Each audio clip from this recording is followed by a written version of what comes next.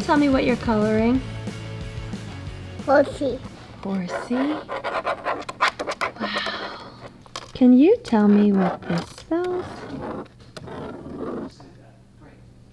Z-O-O Z-O-O zoo. Hi Milo, hi Daddy. Hi Mommy. We went to the beach because they're having a drum circle.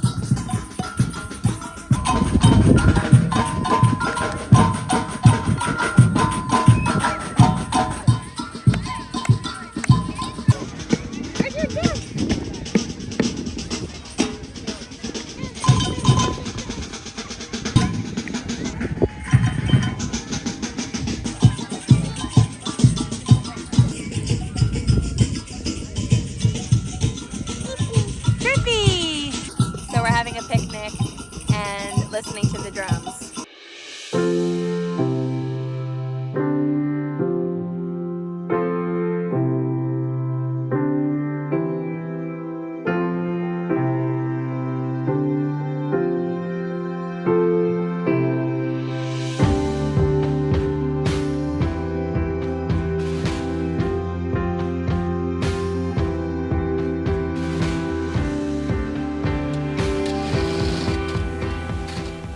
It's my favorite time of the day, coffee time. First thing in the morning, the sun is shining, the fans are spinning.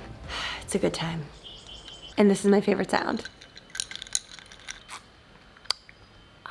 Today's video is sponsored by Bruvy. I am so excited to tell you about this brand. They make an incredible single serve brewing system that is absolutely changing the game with coffee when it comes to both taste and also innovation for the environment. As you may know, we are living with family right now as our house is still being renovated. It is so close to being complete, but it's not done yet. So we're just like really enjoying our summer living with family. We know we're not gonna get time like this again. And this is the coffee brewer that is set up in Michael's parents' kitchen. First and foremost, I think the main thing that differentiates this company from other similar ones is that they have guilt-free toss bee pods, and they are meant to be tossed in the trash. I know that a lot of people have a lot of thoughts about single-serve coffee machines because the pods are then thrown out and they end up in landfills and they can take hundreds and hundreds of years to break down, and they also release microplastics, and it's just not a good scene. And I'm guilty of having used them in the past because they're so convenient.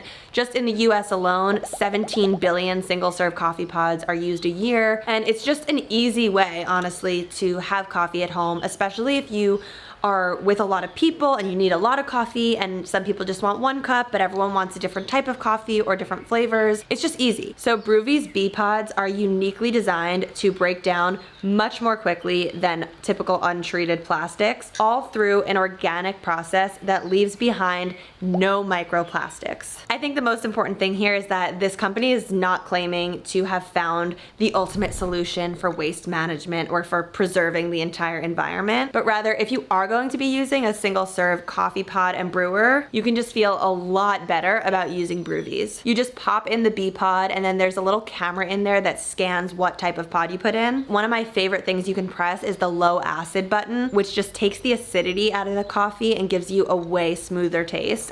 I click low acid every time. Everyone in Michael's family and all the friends and guests that have been coming out here and spending time with us have been using this coffee brewer every morning, sometimes multiple times a morning, and universally across the board, we are loving it. Bruvy knows that I have a ton of coffee lovers in my YouTube audience, so they gave me an exclusive discount code for you where you can get $100 off. The code is all caps, Lucie loves Bruvy. All right, I've got a half work day ahead of me right now, and then I'm gonna spend the rest of the day with Milo. So I'm gonna sit down, I wanna give you some work updates, and we'll go from there. First and foremost, I hate when my camera's not straight. Like, I cannot move forward with life, so hold on. So just a little background is that as a content creator, the majority of income is from sponsored content. It means that a brand is paying you to talk about their product or service. I am in such a fortunate position that I can really like weed through the brands that come to me and only say yes to the brands that I'm really excited to work with. As great as that is, it's still extra rewarding as a content creator when the way that you're making money and the thing that you are giving your followers is something you've created and something that has like deep internal meaning to you. And that doesn't mean that every creator needs to go out there and like start their own product line or sell their own clothes or sell courses or anything like that. But personally, for me, I have felt the calling to be a little bit entrepreneurial in that way and to not have 100% of my income coming in from brand sponsorships. Over the years, I've offered different courses and online offerings, but I really got myself together this year and thought long and hard about what product I think would be really, really useful for people.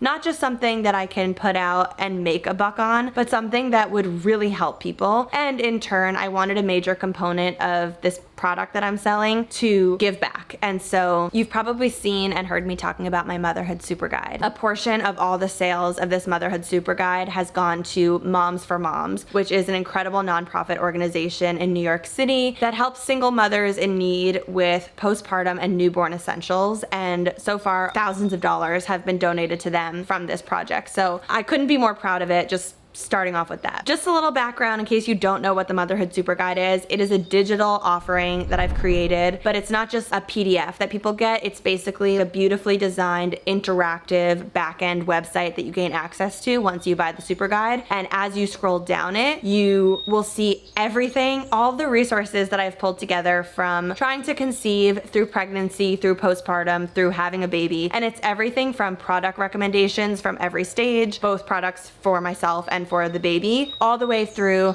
my favorite books I read, the podcasts I listened to, all the content I consumed, links to the websites that were useful to me. I even share things like a link to the best website where you can buy and sell used baby gear, pre-loved products. Things like my lactation consultant's direct phone number because she is an internationally board certified lactation consultant and she travels internationally and takes insurance. Things like resources for postpartum depression and anxiety, the best resources and accounts to follow for things like baby sleep and baby-led weaning. It's really just comprehensive and it is applicable to people who are at all stages of this journey. So whether you're like, I think in the next 5 years I want to start trying to conceive, or you're like, I just had a newborn and I'm feeling lost, it is useful for you. I think it's particularly useful for people who are closer to the start of the journey. And the feedback I've been getting from the over 500 people that are in there now, it's saving them hours and hours and hours of time that they would have had to spend doing research, finding resources they trust, searching for all the content they're looking for, searching for the products. People are literally using this resource as a cross-reference for building baby registries, sending it to friends who have just had a baby as a postpartum gift, like a zero-waste gift idea. The best part for me is hearing from people who purchased it and hearing how comprehensive and useful it is. And then also the fact that I get to, on the back end, donate a portion of the sales to Moms for Moms. That has just been rewarding up the wazoo. Back to what I was saying before, as a creator, it's just really enjoyable to create a product, although in this case, a digital product. Just really rewarding to put it out in the world, have your followers buy something that you created,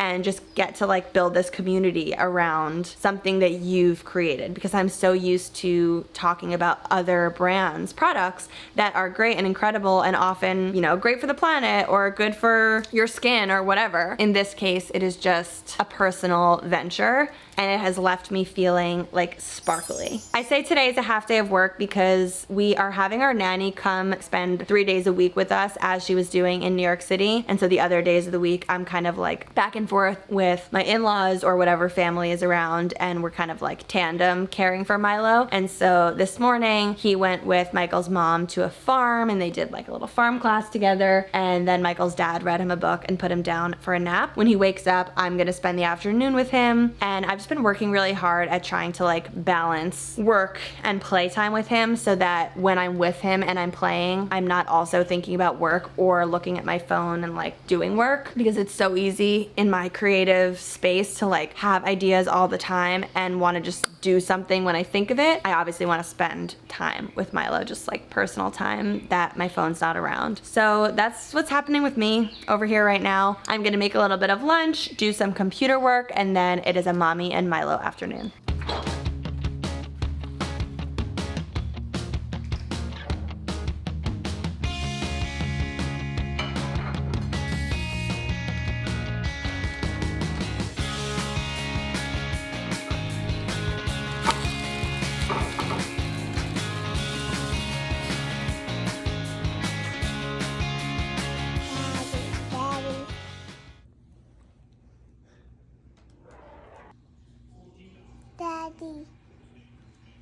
Where? Right here.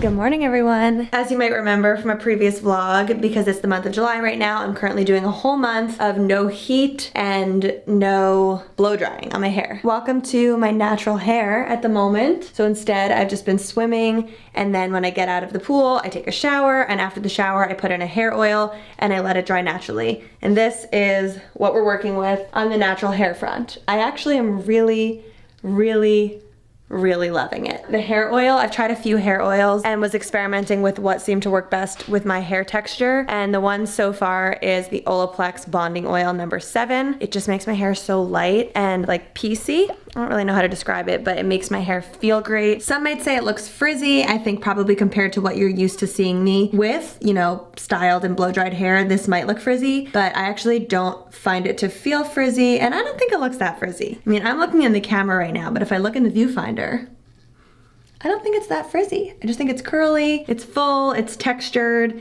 it's beachy. I feel like aquamarine. I'm loving this, honestly. So I'm gonna keep this up throughout the rest of July. We'll see how I fare into August, but I just don't feel the need to use any heat products at the moment. And I'm loving how simple my routine is when I get out of the pool. It really saves me hours on end per week. Let me take you downstairs. I'm just gonna get a little something to drink and go back into the room where I was getting my work done. So hold on, I got my tripod here.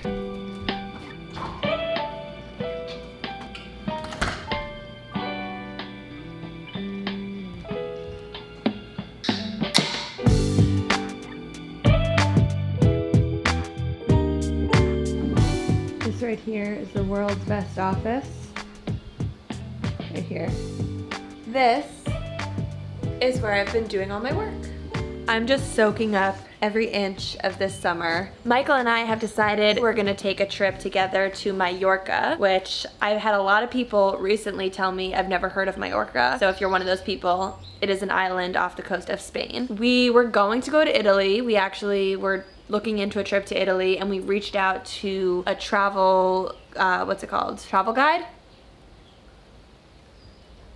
Travel agent. There we go. It just came. We were going to do Italy. That was like my vision, was kind of like coastal southern Italy. And we reached out to a travel agent just to see, because we knew it was so last minute. We wanted to see if there were even availabilities at hotels, and she suggested Mallorca. She said that it was just a great trip and would be way quieter than going to Italy in the summer. So we listened to her, and we're going to Mallorca, and I'm really excited about it. It's probably going to be our last trip, just the two of us, for a long while. One thing I love about being out here over the summer is the sound of these birds. This is the room that I often come to. It's like a screened-in porch, and I just kind of set up camp in here and use this space as my office all summer. It's not the best like desk posture. It's not an ergonomic desk chair or anything, but it's a pretty comfy couch. And I have this green around me. I have the sky. I have fresh air. There's 2 huge fans in here that are just keeping it breezy. So like life is pretty good right now. Ever since we got out here, like the fresh summer air just really inspired me to kind of like from the inside out take care of myself this summer. So some things that I've been doing include a lot of morning sunshine, a lot of fresh air outside, trying every day to use the sauna, which they have one of those like steam saunas, you know, the one with the hot rocks that you pour the water over and it gets like wet hot heat. I've been going in that almost every day, followed by an ice cold shower, which is so not me, but it's been very enjoyable. And then, as I told you, I've been using no heat on my hair. I've been wearing very minimal amounts of makeup, and we've just been eating such good food, like all real food. I've just been eating like eggs, meats, fruits, vegetables, lots and lots of fruits, nut butters, chia seeds, a lot of hemp hearts. I'm just feeling extremely well nourished at the moment, and pairing that with the fact that I've just been incredibly active. I've continued to do my strength training 2 times a week with a trainer. I've also just added in a lot of activities here, things like playing tennis, taking walks. I did go on 1 run. It was the biggest mistake of my life. I really want to get into running. It's been a major goal of mine, but I went on the worst possible day when it was probably 95 degrees and the air quality was horrible, and I looped just around the block and swear I almost passed out. I am just about to get back onto my computer. I have a little bit more work to do. Coming up this weekend, Michael's sister is having her bachelorette party out here. I'm gonna be there, my sister will be there. I'm really excited. It's gonna be a very fun time. So I'm gonna get to work, do a little bit more, and I'll come back to you in a bit. This weekend was Michael's younger sister's bachelorette party, and it was so much fun. You might know that Michael and I have been dating since high school. We met when I was a freshman and he was a sophomore. But Michael's sister, who's 2 years younger than I am, I knew her way before I knew Michael. So back when I was a middle schooler, she's 2 years below me. So she was a 6th grader and I was an 8th grader. And in our town, the middle school was split up into 4 houses. So you're like in 6th grade put into one of those 4 houses, and that's kind of like the area of the school you take classes in. That's who you take all your classes with. And Julia and I were in the same house, so you kind of know some of the people who are either the 6th, 7th, or 8th graders in your same house. And so I was an 8th grader in that house when she came in as a 6th grader, and she was just this cute 6th grader who I always kind of had like a slight relationship with. Then the next year when I went to high school, I met her brother, and I kind of always like stayed friends with her through him. Fast forward a couple years, I start dating her brother. She becomes really close to me. Fast forward, I marry her brother. She becomes my sister. And like, if you need to know anything about this girl, how do I even describe Julia? The most sweet, mature, well-spoken, kind, smart, empathetic. I can't even, but what I will say is that she's just the dream sister-in-law. I could not ask for a better relationship with her.